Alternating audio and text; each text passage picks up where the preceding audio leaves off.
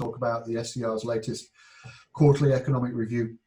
We're going to get started very soon with Chris Hobson from East Midlands Chamber, who's going to talk us through the latest results. But just before I do, just want to introduce our panel of speakers this morning. So we've got Jay Bayani from Bayani Law in Sheffield, who's just very kindly waved to draw attention. Morning, Jay.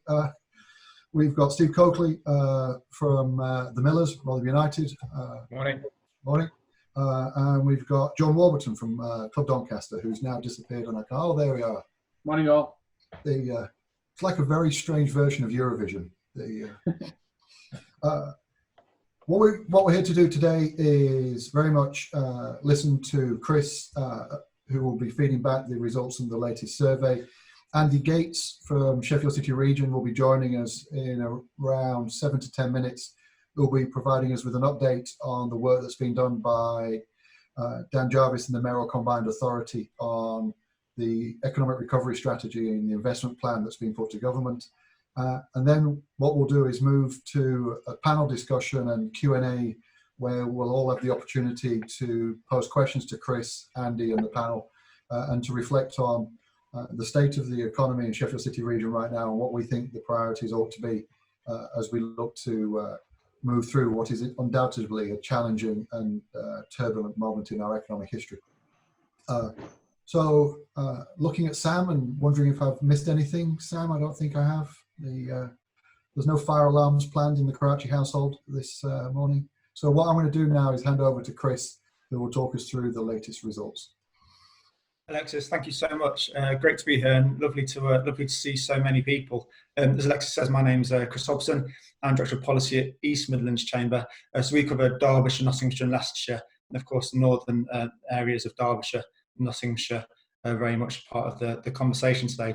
So the first challenge is I'm going to share my screen and then I shall get into the presentation.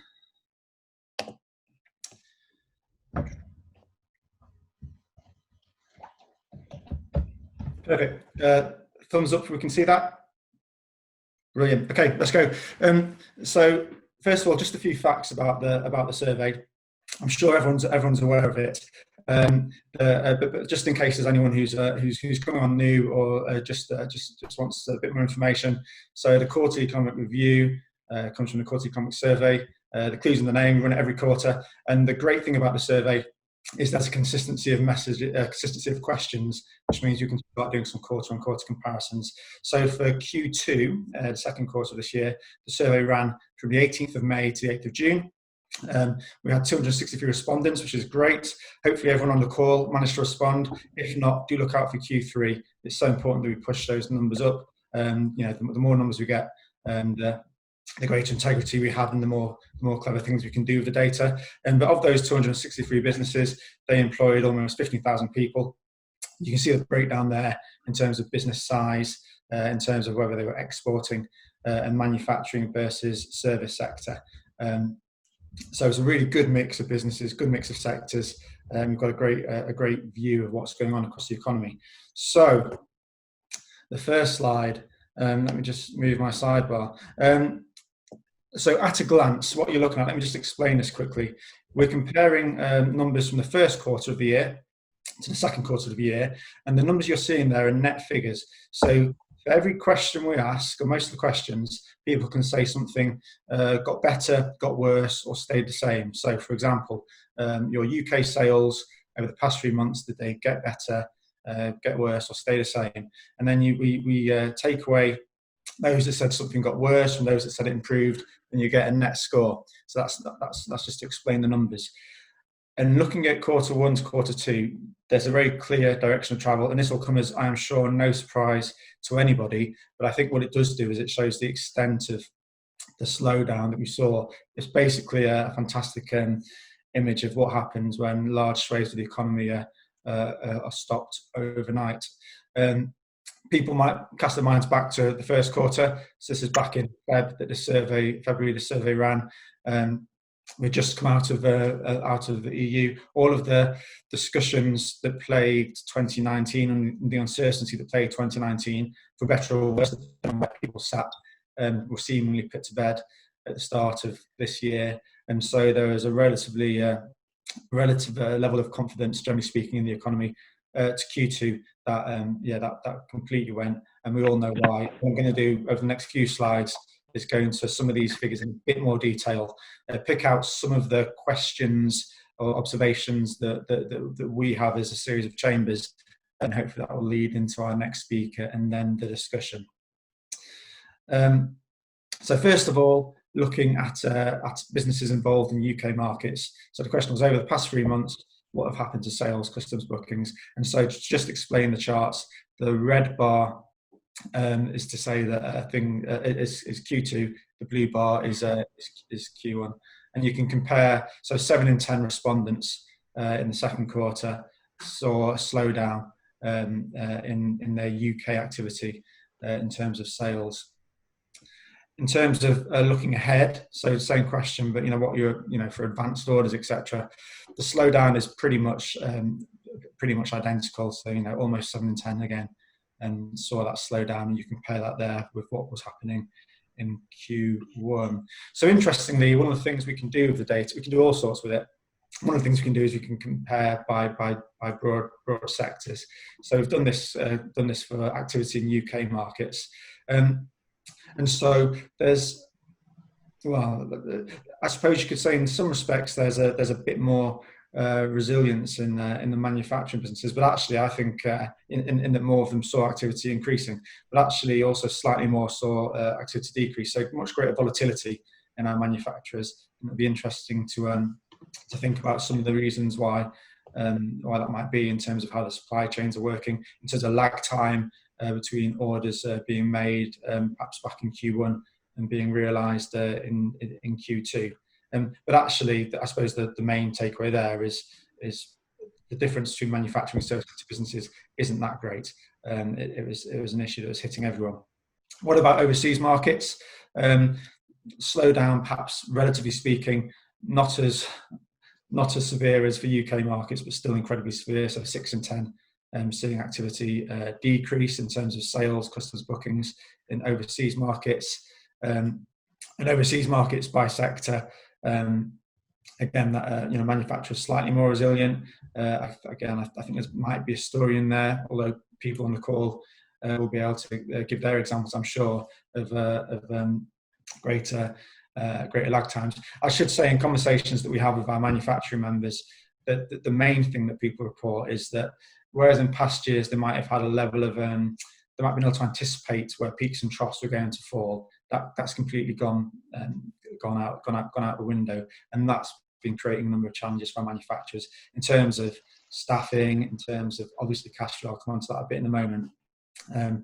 But the main story is to refer back to all those downward pointing red arrows, is the significant slowdown that we saw.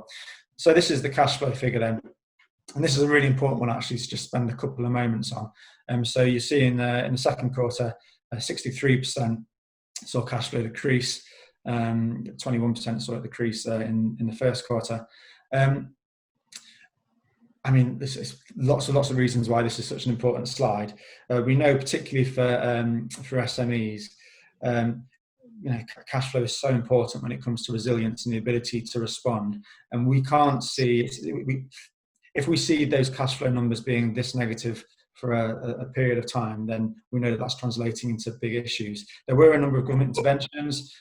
People will know about the business grant schemes. They'll know about the loan schemes. And for sure, they were helpful for a number of businesses. But even taking those into account, we still had 63% of people seeing a decrease there in cash flow. There also has implications for, dare I say the word, Brexit preparedness, but perhaps I'll come on to that a little bit in a moment. Turnover profitability and profitability expectations. So the other questions, or the earlier questions we looked at, were more about activity. This is more a sentiment question. So the question is, how do you feel about your future prospects over the coming 12 months for turnover? Same question for profitability. And you'll see a net 10% expecting turnover to worsen. And when we translated that into the same question for profitability, and at 14% expecting profitability to worsen. some people might say, well, actually, those numbers aren't that big. And actually, those numbers, I suppose, aren't as big as they could have been. One point that I would make, over the past number of years we've been doing this survey, this question, businesses are always more bullish than perhaps some of the other answers might suggest they'd be. And if you ask a similar question for what do you think about the wider economy, people are more cautious. And there's an element of here, I mean, people on this call are business owners, but people know their businesses, and you go in this to you're going to do what you do because you want to succeed and you want to see opportunities, and there are some opportunities as well, which I'll mention shortly as well. So to see any kind of negativity in these figures is well, we've never seen it before. Investment intention is incredibly important, particularly when you think about how we recover from where we are. There's three, generally speaking, I suppose you could say there's three broad ways that we can see the economy grow. You can have government investment, and we've got build, etc. You can see consumer spend, and we know the caution there, and or we can grow through businesses investing. They all interlink, they all relate, of course, but it's interesting to see how businesses feel.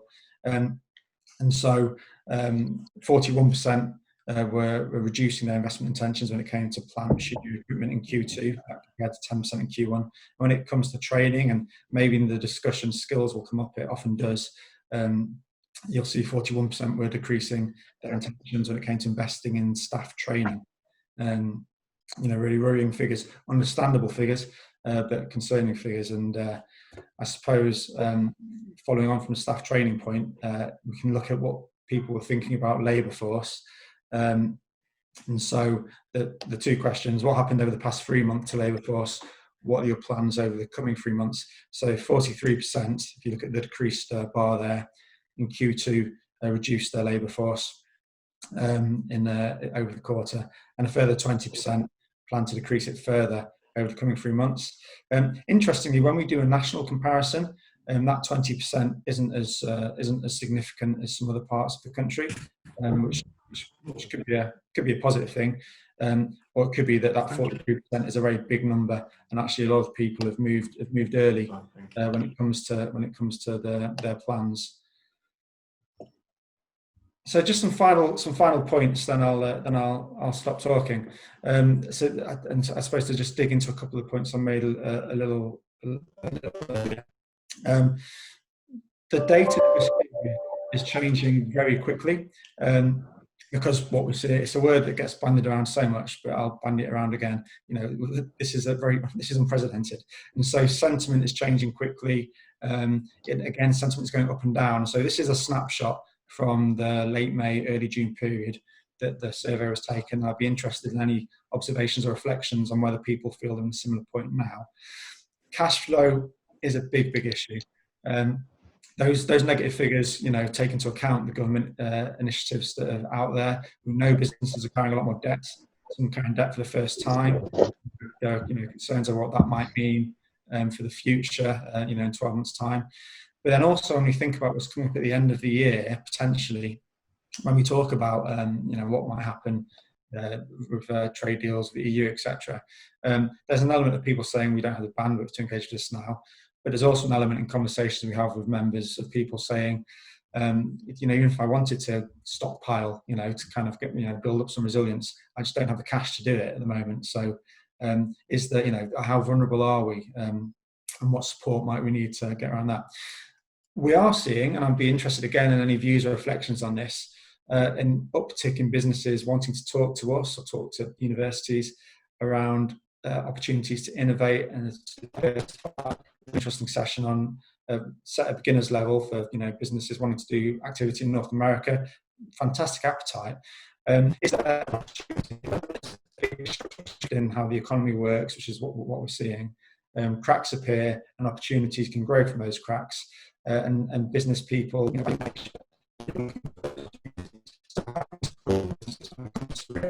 particularly in terms of how to innovate, how to diversify. I don't know if we'll go into the conversation, but from August the 1st, those of us that are based in offices, we're being encouraged to go back to the office. Some are, many aren't. There are challenges and opportunities that come with the new ways of working. how might they translate into the future economy in the Sheffield City Region area? What might that mean for commercial property? What might it mean for retail, hospitality? What are the opportunities? What are the challenges? And then I suppose the final question that we're asking and thinking about, we know there are certain areas where jobs are being lost, and it's going to be a real struggle for lots of businesses and for those individuals affected. We also know there are areas on patch where jobs are being created. Think about the transport logistics sector, the high tech and IT sector has been successful over the past few months. The challenge we have is, how do you match some of the people that are entering the job market, perhaps after a long time out of it, with opportunities being created, both from a skills perspective, but also geographically. Take the logistics opportunities, they are mainly out of town, whereas some of the jobs are being lost in town. So how do we as a region start thinking about responding to some of those challenges? So that's a whistle-stop tour of the survey. We'll send the document. We've got a nice three-sider that has all those charts on afterwards, and this presentation can be made available as well. I should have said at the start, apologies. But with that, I shall hand back to Alexis as chair, and I shall stop sharing my screen. Thank you. Thank you, Chris. It's really helpful to see that data, although I think it'd be remiss of me not to say that it's somewhat sobering. But equally, as you said at the end, we're in a fast-moving environment, and sentiment is changing. Perhaps not even just on a daily basis, but sometimes on an hourly basis with the news flow, and as we look at how we grapple with the situation. As you were talking, and just before I kind of pivot to Andy Gates, who I see has joined us. Morning, Andy. Morning. That's my 30. I'm giving you your 30-second warning. There's obviously hard data, and there's the realities of cash flow, and those are undeniable. But a lot of this is as much about confidence and resolve and ingenuity, and so they're all kind of human behaviors, because a lot of what we do next will be about us showing individually and collectively resolve, and also finding ways to build back our confidence so that investment comes back and that companies can move forward, which pivots quite nicely to Andy, who I know is a very upbeat and confident young man. But I think there's a serious point to that, is that as businesses, as chambers, working with our partners in the public sphere, in the LEP, with local authorities, we are going to have to show some real resolve here, and we are going to have to be really thoughtful about how we shape an economic recovery strategy that benefits as many businesses and as many communities as possible. And I know that's been something central to nearly all of the work that Sheffield City Region have done and the LEP have done over the last few months. And that's really to say that, again, we didn't get into this situation. This situation transpired for the reasons we know, but individually and collectively, we're going to get out of it. And in order to do that, we're going to need a framework and a strategy for economic recovery. And so I'm really pleased that Andy's here today just to update us on where Dan Jarvis, as the Mayor of Sheffield City Region, is focused, and what the economic recovery strategy for Sheffield City Region is looking like. And then we'll lead into a panel discussion and Q&A based on what we've heard. So with no further ado, over to you, Andy. Thanks, Alexis, and good morning, everyone. So as both Alexis and Chris have teed up, really, I'm going to talk very briefly about the Mayor's and the LEP's economic recovery plan as it currently stands. And we just wanted to sort of helpfully put it into the context of, because we are very much in the hands of other actors, certainly Whitehall on all this. So I just want to give it a sort of put it in the broader context. Looking at how the government's responding to the economic crisis, it's kind of emergency response. I think probably get a 7 out of 10. It's been a pretty impressive response. Pumping liquidity into the banking sector, bounce back loans, the furlough scheme, deferral of VAT and tax payments, the grants system via the business rates system and relief on business rates. The arts and culture sector have had their sort of bespoke £1.57 billion bailout that any of you operating in hospitality and tourism will know that the VAT cut to 5% through to December. will hopefully help that sector. And there's been some investment into universities and research organisations, particularly impacted by the coronavirus. And that's, and there's a lot more the government has done, but that's the kind of emergency phase that probably, as I say, I think most people would give it 7 out of 10. That's my judgment. What they have also done is, the Prime Minister spoke and the Chancellor spoke about three weeks ago, where they talked about their New Deal, the government New Deal, and that was sort of 5 billion quid, not all of it new, to do some public infrastructure works. The Green Homes grant that from 1st September, I think, householders will be able to apply for, energy efficiency stuff and shovel-ready schemes, but also that into the furlough, the £1 bonus that you'll get for, you'll be incentivised businesses to bring back your furloughed employees. That's going to cost something like 9 billion quid on top of the 14 billion a month that the existing furloughs costing.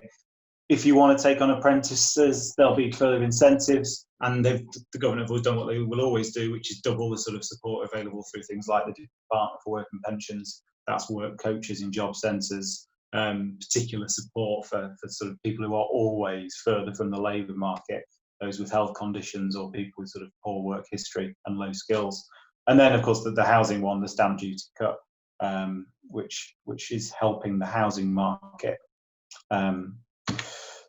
How all that's terrific, but it's kind of leading up to the comprehensive spending and review and budget.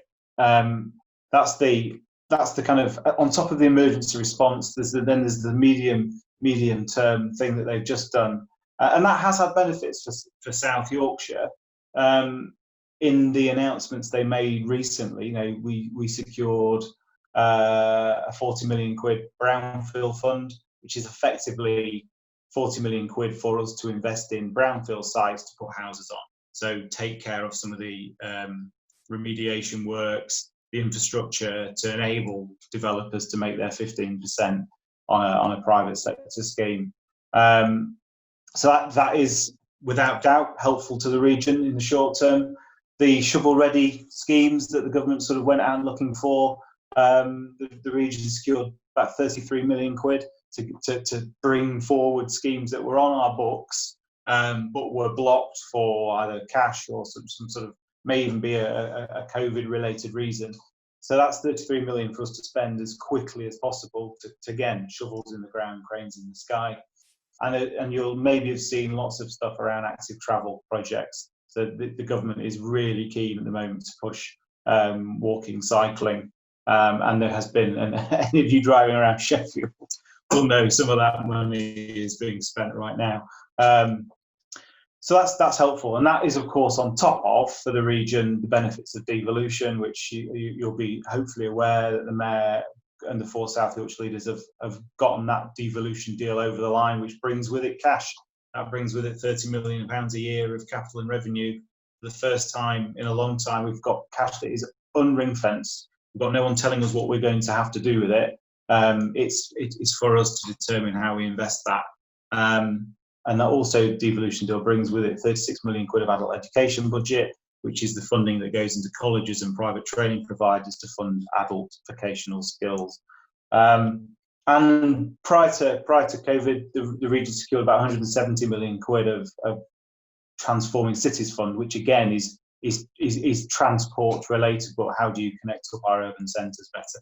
So there are some schemes that we will be able to get underway, and that is helpful.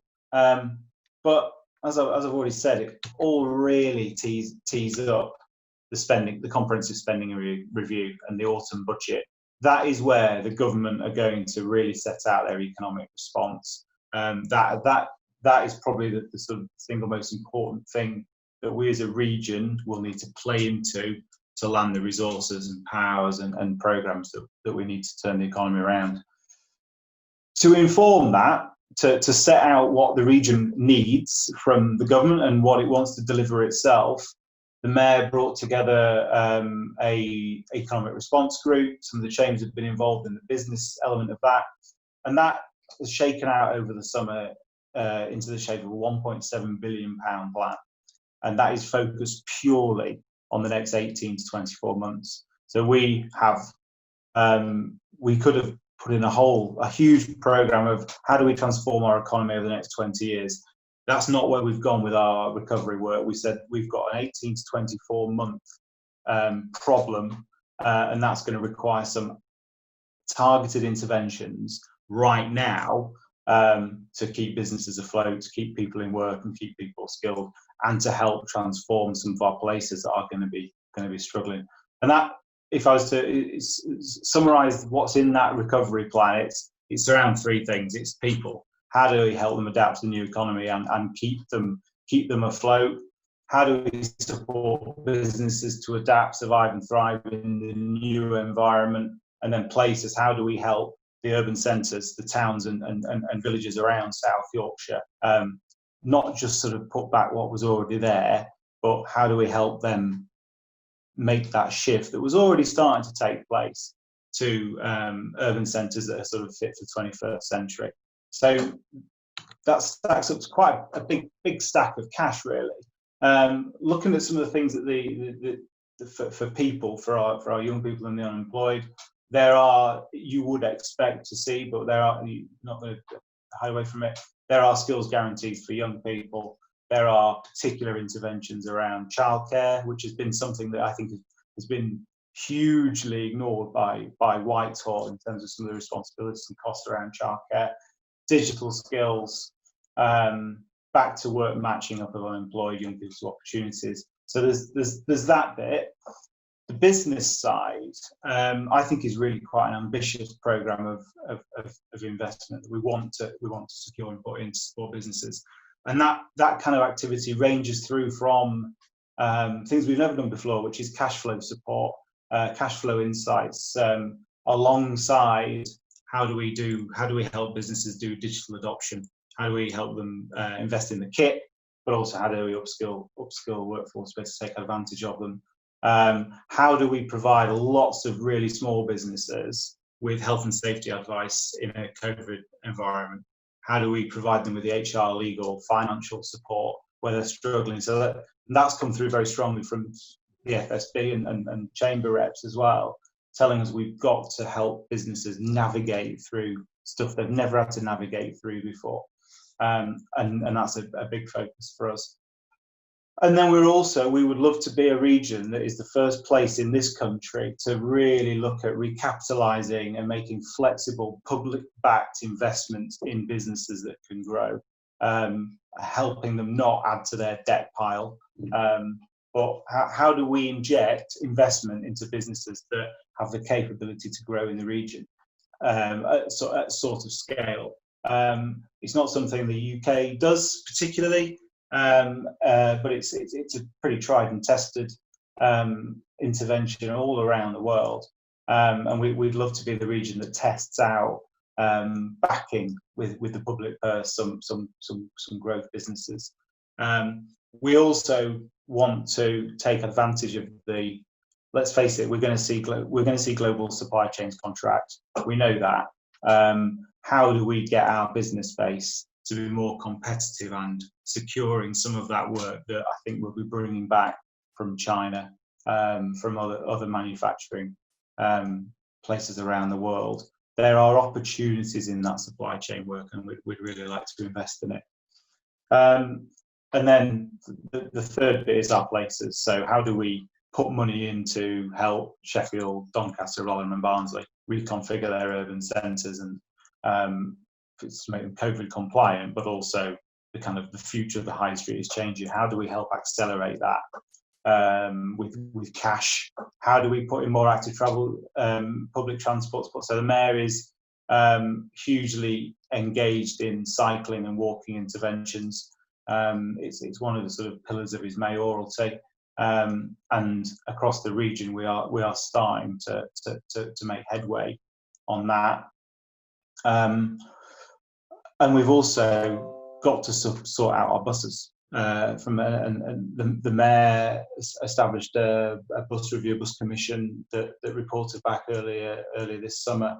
And any of you who use the buses, or any of your employees who use the buses, I'm sure will tell you that they're just not good enough. public transport doesn't really work in South Yorkshire. We've seen declines in public transport patronage across the board for years, and that has been matched by public sector investment in our public transport system declining as well. And I think there's been a bit of a reckoning, if I'm perfectly honest, in across the political side of the region, that we cannot continue just to blame the private sector bus operators for poor bus services. We can't continue to blame Whitehall. We have to look a little bit at ourselves in terms of what we have invested in our public transport system. So we've got some big decisions about how do we, as the public sector, reinvest in our public transport system, and that's bus and tram and rail across the region. So all of that, all those programs together add up to 1.7 billion quid. We do not have, it would be no surprise to you to know that we do not have 1.7 billion quid over the next 18 months to deliver all of that programme. We have some resources and we're working out how we marshal them to deliver that, but we're going to need Whitehall, we're going to need the government to come to the party, which is why that plan is it's on the Chancellor's desk, it's on the Prime Minister's desk, and it's on the Secretary of State in MHCLG and Bays, and I think we've got a Bays MHCLG colleague on the line today. It is, in some respects, over to the government to set out how they're going to help places like South Yorkshire, but also Greater Manchester, Liverpool, West Yorkshire, all those places recover. They've said on many occasions that mayoralties will be central to the economic recovery. The proof will, I guess, be in the pudding in terms of how that shakes out in autumn. And that's where we're at. Thank you, Andy. Really comprehensive overview of a lot of thinking and evidently a very large and appropriately ambitious plan to help the region, businesses and communities recover. Two thoughts from me before I turn to the panel for their opening comments and reflections. One is, I'm going to use the word again, resolve. I think there's very little that's predictable at the moment, but one thing that is evident, there is so much change going on that presents many of us with anxieties, but that change also brings, I won't say opportunities, but change does provide us with scope to think differently, to be innovative, to pivot. And I'm certainly very clear, and this is not necessarily a pitch, but the Chambers of Commerce have got a really important role to play in that. As I said at the beginning of this session, I've recently taken on an interim executive role at Sheffield Chamber, and this week has really been defined by a lot of conversations I've had with the British Chamber of Commerce Network and the BCC in London.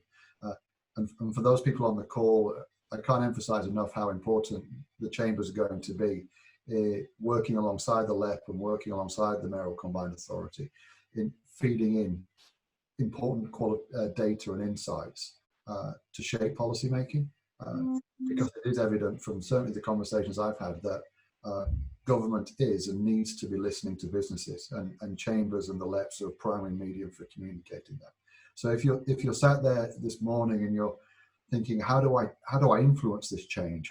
How can my business navigate through this? How do we end up with a plan that would work for me, my business, my sector? I can't emphasize enough. We've probably got more influence than we realize as a collective body. And I know that through the work that the Chambers have done in South Yorkshire, there's a direct communication through Andy to Dan Jarvis, the Mayor, and through the British Chambers, the direct communication with ministers. So this is our opportunity, yes, to be slightly, dare I say, intimidated by the amount of change that's going on in the economy, but it's also our opportunity to shape that change for the better. That's my attempt at an Agincourt moment. I suspect it might have failed, but rally the troops. Jay, I'm going to come to you first, if I may. So Jay Baiani from Baiani Law in Sheffield. Just as when I came onto the Zoom call just a few moments before this session started, Jay was unsurprisingly saying that her and her team are incredibly busy right now supporting a whole range of businesses across multiple sectors. So I thought, Jay, I'd come to you first just for a few thoughts on what it's like from your vantage point and any reflections that you had on the opening presentations from Chris and also from Andy. And then I'll go to Steve and then I'll go to John. Yeah, thank you, Alexis, and morning, everybody.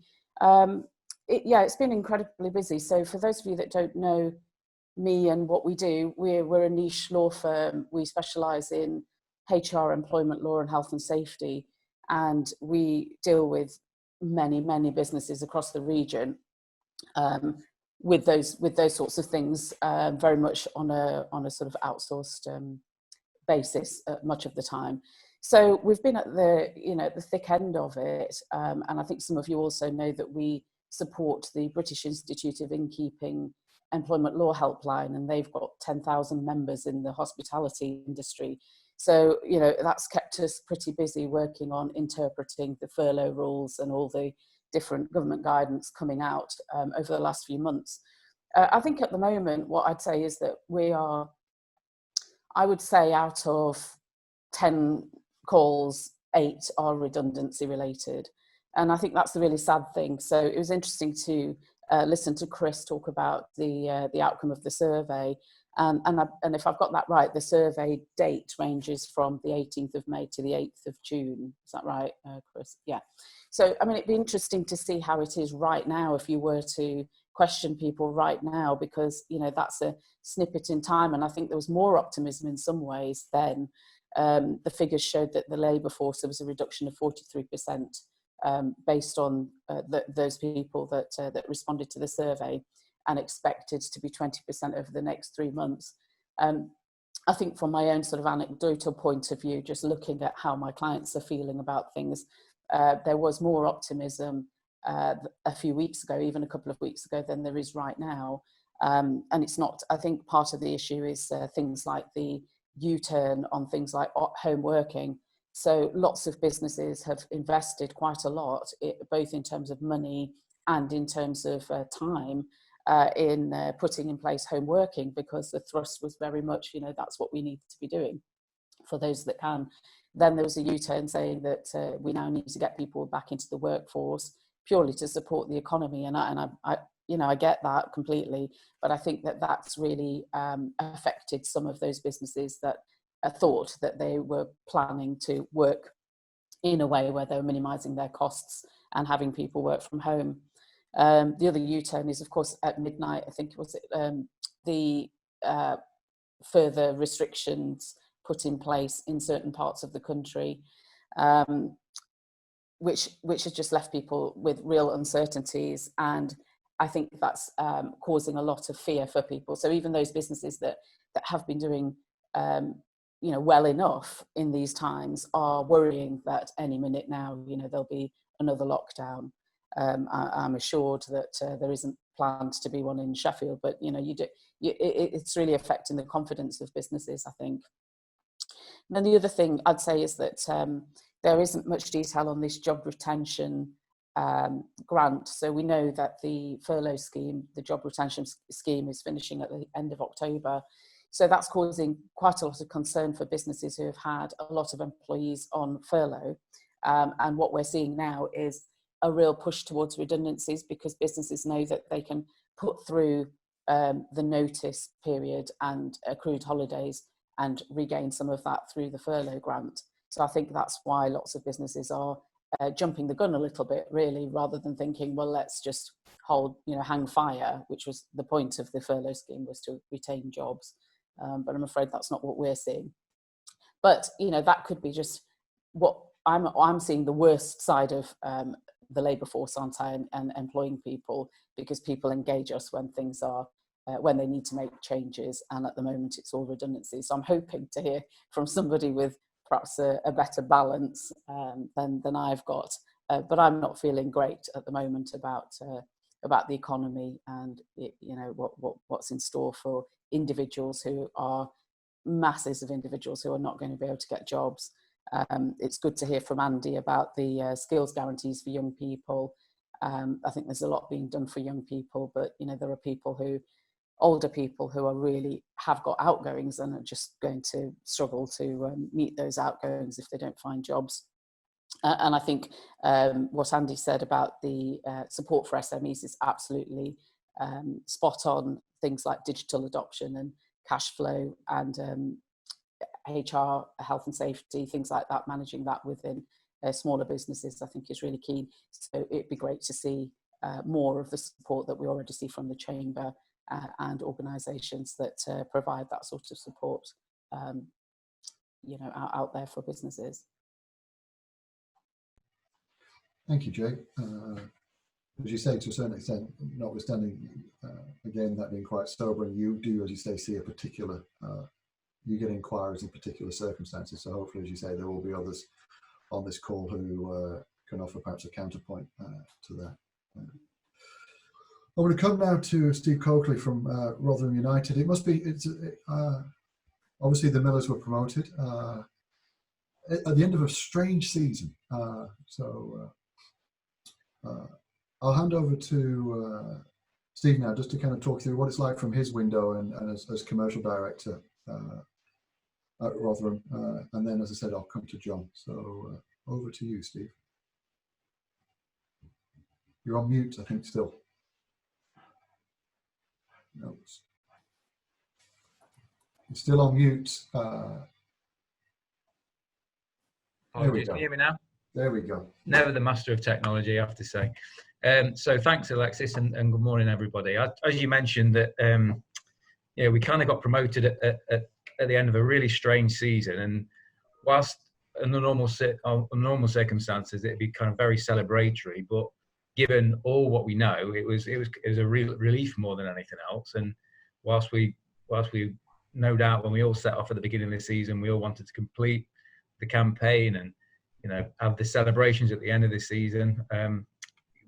Nevertheless, it was curtailed, and we couldn't fulfil the final 5 home games of our season and the remaining away games. But it was almost kind of when the music stopped, we were in the right chair, and we were pretty fortuitous. And given all the circumstances, like I said, and the financial uplift that the Championship versus League One gives you, it was very fortuitous. And I'm sure that my colleague John at Doncaster will probably give you a slightly different take on events. But we feel as though we're kind of, football, we're right at the back of the queue when it comes to kicking back, because it's everything that is an issue. Mass gatherings, conference and events, and the hospitality sector. So it is going to be tough for us, and it's going to be tough for the football sector for sure. That whilst a lot of perceptions are that football equals millions, well, outside of the Premier League, that isn't the case.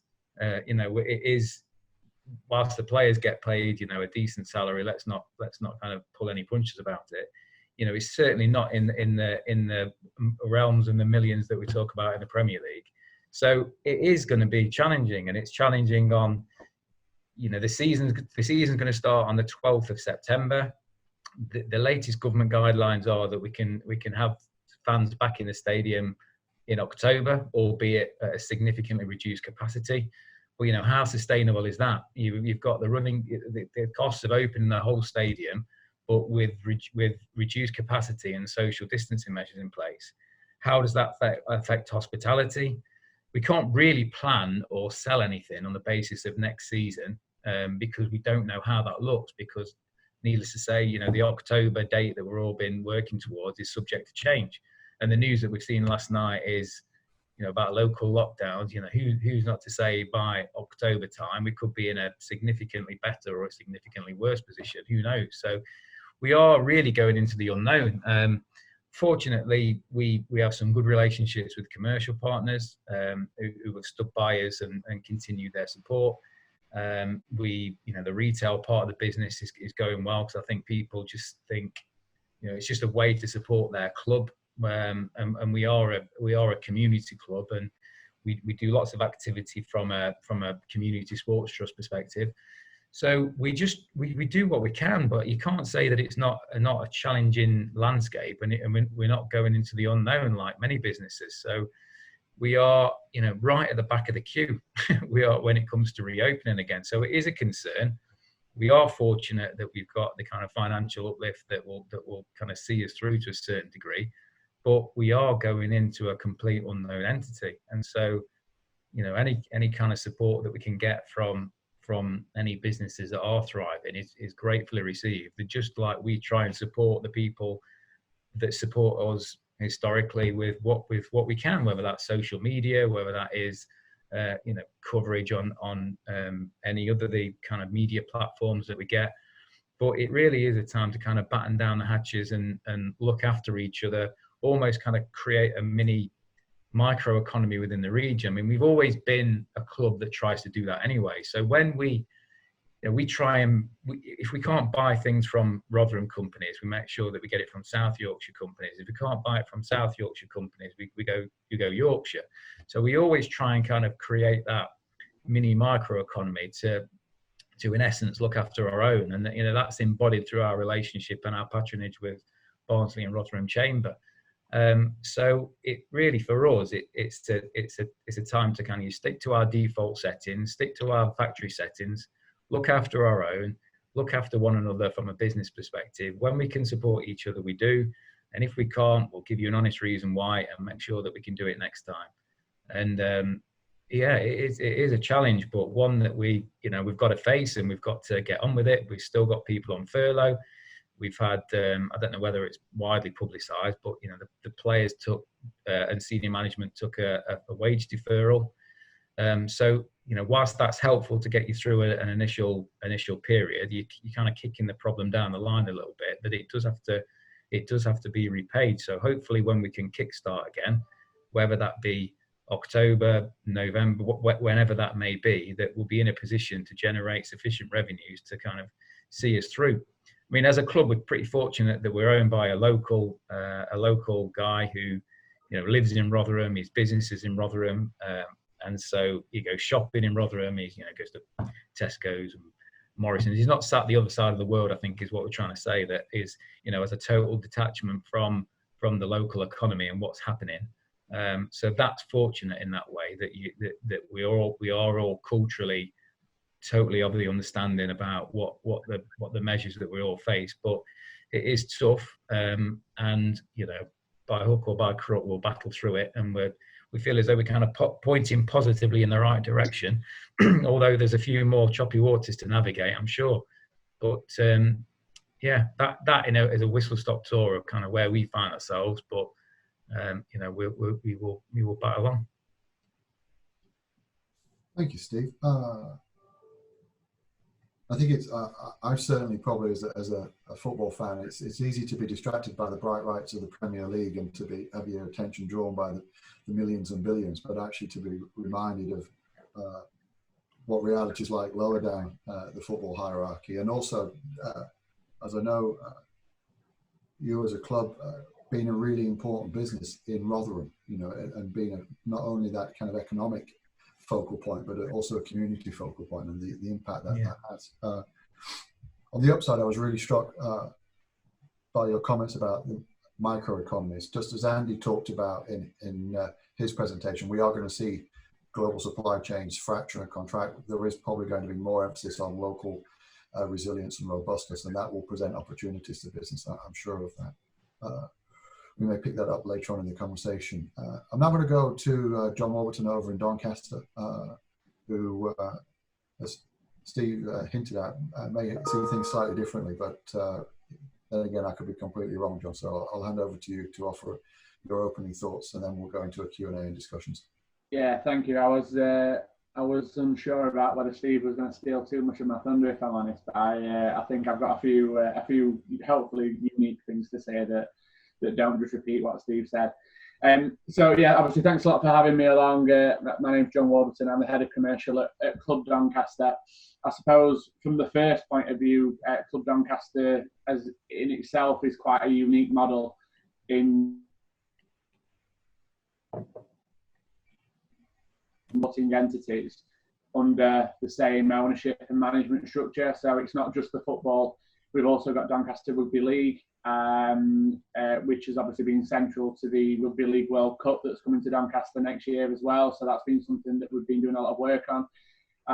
We've obviously got Doncaster Bells, the women's team, and then we've also got, as Steve mentioned, their community aspects, the Club Doncaster Foundation, and then we've got the Club Doncaster Sports College, which is the second biggest sort of sixth form education provider in Doncaster as well. So, but in essence, we are a provider of professional sport. That's what we exist for. That's why we are part of the fabric of the town. And I suppose it's a strange time, because what does an organisation that sells professional sport do with itself when it can't sell professional sport? Like, what are we supposed to do? What are we here for? And I think there's been quite a lot of soul searching in terms of looking at ourselves in terms of what we exist for as an organisation within our economy.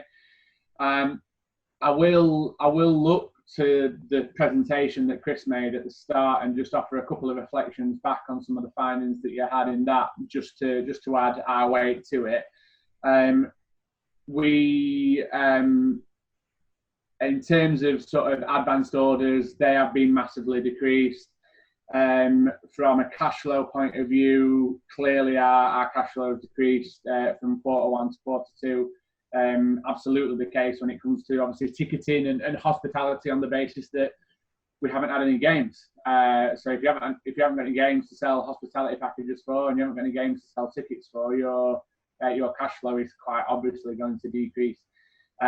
Then looking forward from a turnover and profitability point of view, our budget planning has definitely planned for a decrease across the board, about a variety of things, whatever it is that we're selling, whether it's football, whether it's rugby, whether it's the bells, whether it's retail, all the different things that we sell, we have factored in the fact that going forward our turnover will be decreased.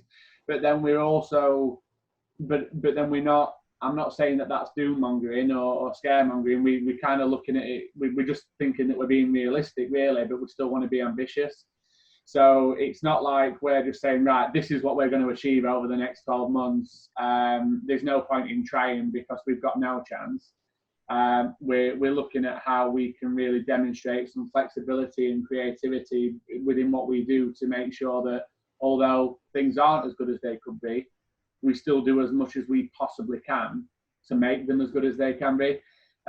Obviously, again, Chris mentioned labour force within his presentation. We have reduced our labour force. We have had to cut our cloth, and there's been some really difficult, hard decisions made, especially considering the fact that, again, I use the word ambitious there. Anyone that knows of our Chief Executive, Gavin Baldwin, will know that we are probably one of the most ambitious, I won't say football clubs, but we are one of the most ambitious companies you're going to find in South Yorkshire in how we want to be perceived and how we want to go about our business. But I sometimes jokingly say to Gavin that we want to be a Manchester United, but we try and do it on a conference budget, because that's just the way that we are. We want to be the best, but we appreciate that we don't have the resources always to punch at that level. So we do feel like we're constantly punching above our weight, whether it's during the wartime COVID experience or whether it's during peacetime of everything being fine.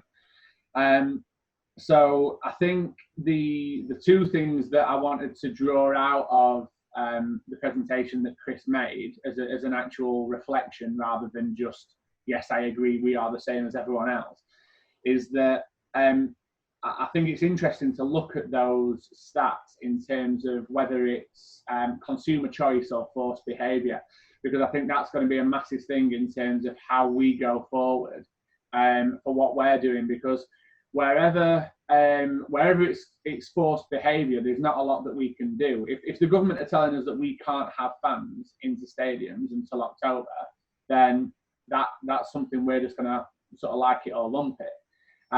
But then the other side of that is that even once the government tell us that we can start to get people back to the stadium, and when we can start to provide the services that we provide, there's then going to be the issue of consumer choice, which is, do people have the confidence to come out at all? So yes, we're opening the doors, but we're going to be stood there looking down the road thinking, is anyone coming? Because people are still going to be a little bit reticent to get themselves out of their houses. And I mean, is a side point. I don't know whether Steve has got this at Rotherham, but 50% of our standard ticketing, so our season ticket base, is over the age of 50. So on that basis, the majority of our group are pushing towards the vulnerable category. So will they want to come out? Will they want to get themselves back into stadiums and risk their health to come and watch professional sport? And then from our point of view, how do we, obviously from a commercial point of view, we want them to, but then from an altruistic, ethical values point of view, do we want to force people to come out and watch football if they feel like it's going to put their health at risk? So it's I think for us it goes a hell of a lot further than just the simple matter of whether the numbers are red or whether the numbers are black on the budget sheet. And I think in terms of support, I've talked about forced behaviour and I've talked about government policy.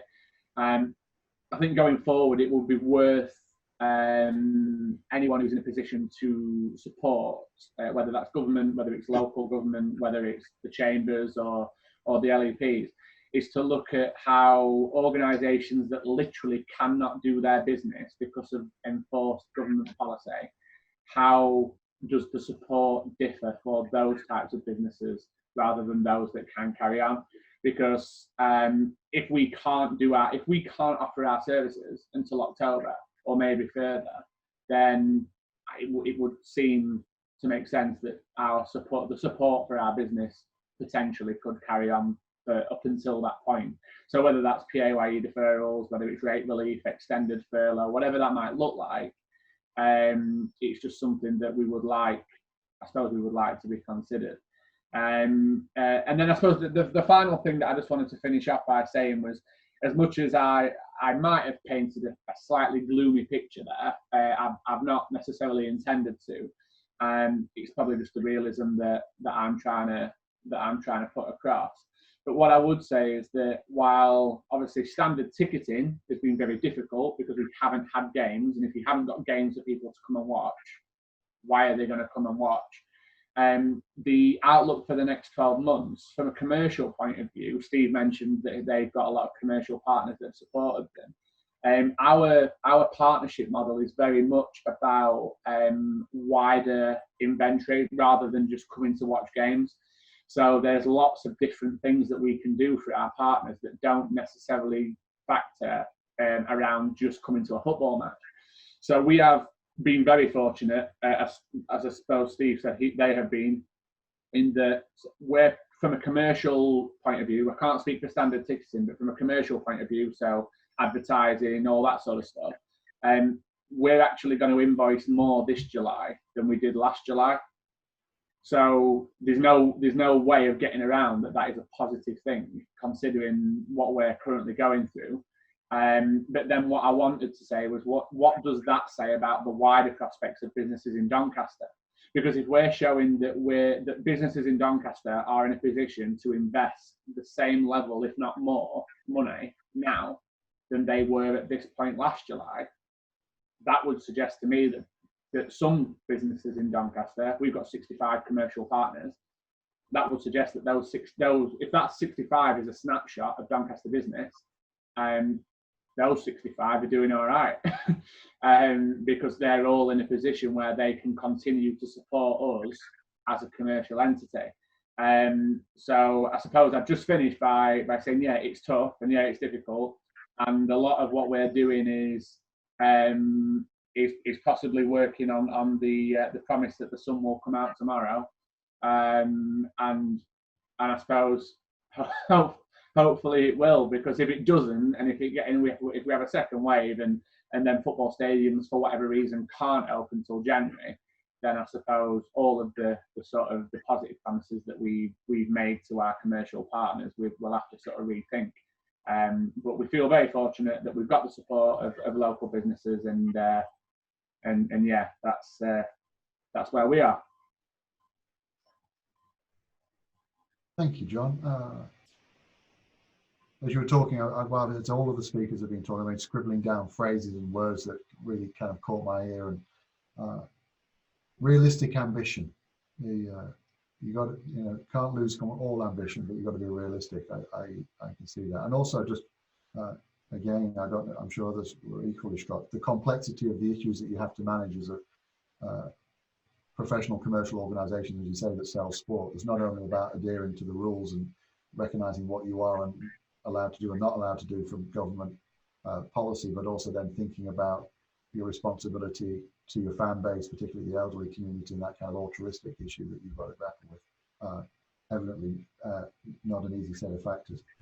We've got a few minutes left. I obviously can see the chat that's going on. So what I'm going to do is open up the virtual floor for any comments or questions to the panelists, or any observations that people want to make based on what they've heard. If you want to grab my attention, you can do so by putting a comment on the chat, waving at me on the screen, or you can use the reaction buttons. I'm spread across 2 screens, so I'll have to just keep scrolling back and forth. If we're met with stunning silence, I will pick on somebody I know who's always got opinions. Andrew Denniff in Barnsley, who. So any questions or any thoughts based on the initial discussions this morning?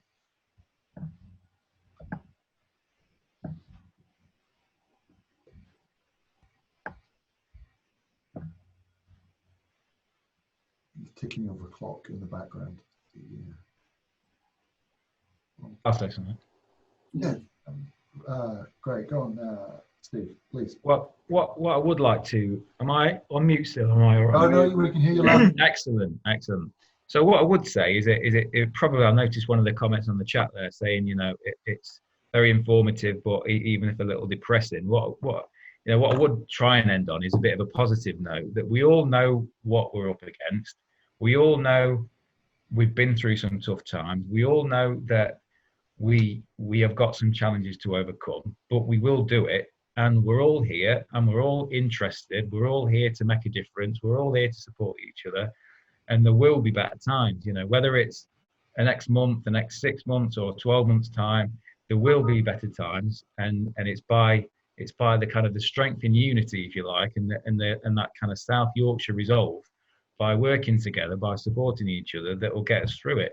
We've all been through recessions and tough times, and whilst this might be a new experience and maybe a little bit more severe, what we do know is that we'll rebuild and we'll remodel and we will come back, and there will be football and there will be all the different sectors that we do. It might look a little bit different, it might take a bit of time to rebuild, but we all know that we're going to come back. And it's the kind of strength and resolve and the unity and looking after each other and working together, and wherever we can support a sector that we need, then let's make sure that we do it within this region, rather than, you know, why do we need to go to London to buy anything? Why do we need to go to Scotland to buy anything? We've got it here. We've got everything in South Yorkshire. So assuming that we all, you know, are sensible with pricing to each other, and let's just make sure that we look after each other's back, like dig our heels in, get through this period, and we will all come out it fitter and stronger. I think that's a really, really strong set of points. I couldn't agree more. We will get through this, because that's what, it's inevitably challenging, and people and businesses will be damaged by this. But there's one thing that human beings are good at doing individually and collectively, is responding. We get through issues. We show ingenuity. We're innovative. We fix problems. We solve. We find solutions. And we are faced with, as some people have said, an unprecedented set of challenges. But we will find a way through this. Just as I look to see if anybody else is going to comment, so it's a bit of a. Andy, was that you waving, or did I catch you then? Andy Gates? No. Just as maybe a few closing remarks from me before I offer thanks to the panel. It's a bit anecdotal, but behind me is the desk where my wife works, and she's involved in the pharmaceutical sector and is actually working on a project linked to our response to COVID-19. And she has said she's never seen such levels of energy and collaboration in the scientific community as we both look, not just for a vaccine, but also how we figure out how we live with this virus. So it's going to take a while, but we are going to find a way through this. And in the meantime, scientists are working in ways that they've never seen before to help us figure out how we address this new public health challenge. Andrew, Dennis, you've got your hand up, sir, I think. Well, yeah, I put my hand up rather than waiting for you just to tap me on the shoulder, Alexis. I know, it's tricky, just really following on from Steve's and other people's very heartening comments during the course of this. It is about supporting ourselves, and if we can't do that within our own local economy, within our own local community, within the region, whether it's Rotherham, Barnsley, Doncaster, Sheffield, or within the region, to be brutally honest, why would we expect why should we expect anybody else to help us? We can't begin that process at home. And just commenting or just picking up on Steve's comment, I mean, we use the New York Stadium for a variety of events throughout a year, some of which we've had to put on hold, unfortunately. We support each other in that respect, and we put each other in touch with other businesses, and maintain that network, which is what it's all about, and what discussions like this are all about. Just picking up on one other comment, if I may, there was on the chat, we've got somebody on there, a lady, I think it's a lady called Jo, referring to not being able to access kind of grant funding from anywhere so far. I don't know if I think John Fox from Rido is still on the call today. We were on a session this morning, which was picking up on literally that fact that there are a number of businesses who have fallen through the cracks. There is a special fund, a new fund, which is a regional fund. So it really is irrespective of which council you fall under. And I don't know where Jo is, which council she would actually contact. But actually, there's an opportunity there. And this is a relatively, we had the first discussion this morning, so it's a relatively new fund, and it's really to address those kind of COVID related relief issues where businesses haven't been able to access anything because they've not fitted the appropriate criteria. So there may be an opportunity there, and it might be something we can on outside this meeting. Thank you for that, Andy. Some very practical suggestions there. It's a moment before we're looking to close the session at 10:10, and I know everybody will have busy days ahead and things to be doing. So I'm going to draw the session to a close, unless anybody's got a last-minute comment and wants to grab my attention. Right. Three things to say. Firstly, we've all heard the presentations. That there is obviously a sobering element to them, but I am going to. I've been really struck by the things that Steve has said towards the end, that we will find a way through this. We will, in particular, because the level of partnership working that's taking place within the private sector and also with colleagues in the public authorities. Andy Gates wants to say a few words, I think, before we finish, but I'm just going to finish, Andy, my remarks, and then people can two things remaining to do. Firstly, to thank the panelists and Chris Hobson for their presentations. Very much appreciated, just to see things from their perspective and for Chris to feed back the data from the latest survey. And then my final job is, before I hand over to Andy Gates from the LEP, is to thank the LEP for their financial support in making this quarterly economic review possible. It's another evidence of how the private and public sector can work together to generate data that can inform policy making and decision making. So important to acknowledge that. I think, Andy, you've got a remark. If not, I'm about to embarrass you. No, I wanted to end on a positive note as well. So last Thursday, the Mayor brought together the two Vice Chancellors of the universities and the LEP Chair with Nadeem Zahawi, who's a Minister in Bays, and Simon Clark, who's Minister for Local Growth, sort of levelling up in MHCLG. And I think it was the first time I'd seen the City Region put on a show to ministers that wasn't about we need money because we're poor. It was we need investment because we can deliver on net zero, because we can help the world make stuff that's stronger lighter, cheaper, and faster. And Chris Husband's made a pitch around what the Advanced Wellbeing Research Centre can do to make the world healthier, lighter, faster. And he used exactly the same language you used, Alexis, about we're a region that fixes problems. And in the AMRC and the AWRC, we have two living and breathing physical assets and institutions that are building out businesses and attracting businesses into the region. And the time is now to double down on those institutions, so they have real impact in this sort of in our indigenous business base, because that's probably one of the weaknesses of those institutions to date. The government want to level up. These are institutions you can invest in. And it was the first time, on a genuine positive note, it was the first time I've sat there and thought, oh, crikey, we've got a good story here, and we're starting to tell it. And that is what we're going to be doing. That is what the mayor is going to be doing. That is what the LEP is going to be doing. And I think if the chambers can do that and our business community can do that too, then we stand a good chance of turning around sometimes our own negativity and pessimism. And we're in charge of it. We're in charge of our own sort of economic future. And we should be positive about it. That's it. Good words on which to finish. It is without a doubt challenging out there, but there are reasons to be positive. Let's stick together, both in terms of sectors, chamber network, but as our panelists have talked about, stick together locally. We'll get through this together. So on that point, thank you very much. Try and enjoy the sunshine. The sun is out, the sky is blue. And go and be innovative and go and solve problems, as I'm sure you're all able to do.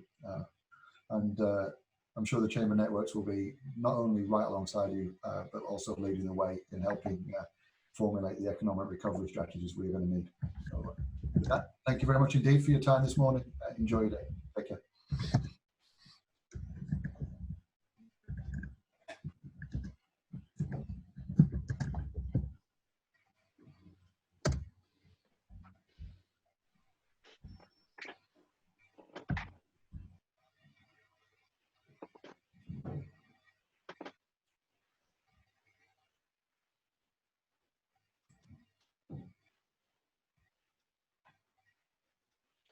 I'll just remove the last few.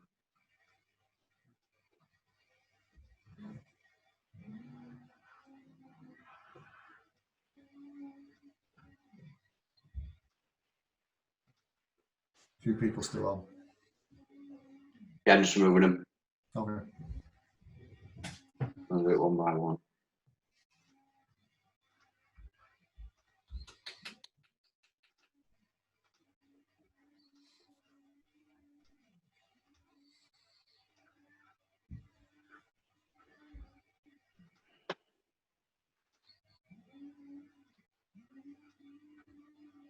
How we doing? They're just, it won't remove them. Oh, there they go. Ah, there we go.